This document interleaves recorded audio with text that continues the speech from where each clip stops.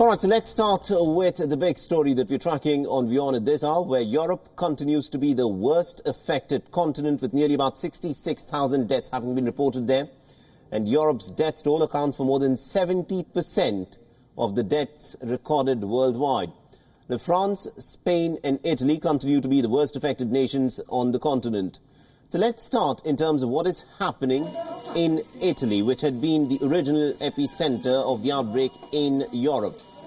Now, the country has recorded as many as about 610 deaths in the last 24 hours, taking the total death toll to more than 18,200.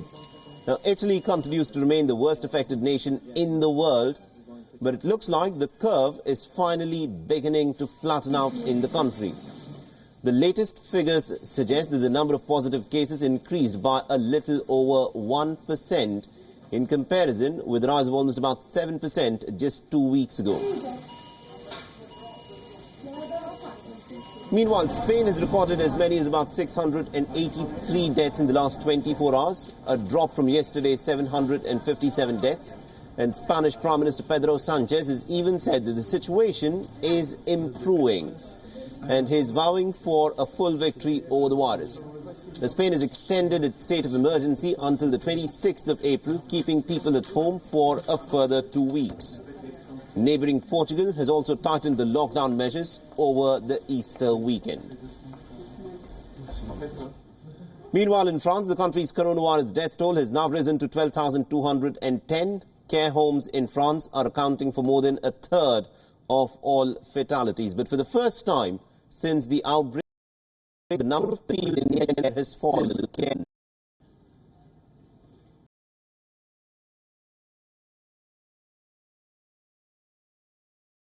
Euro rescue package for European nations that have been hit by the pandemic.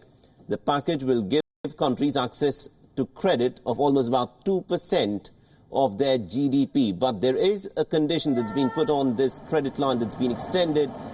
The affected nations will have to spend this credit only on health-related expenditures. The package we approved today is of a size close to 4% of European GDP, plus the automatic stabilizers that are quite powerful to protect European economies in case of crisis. This is totally unprecedented. We never ever reacted so quickly to a crisis as this one. Now, the main component of the deal is the European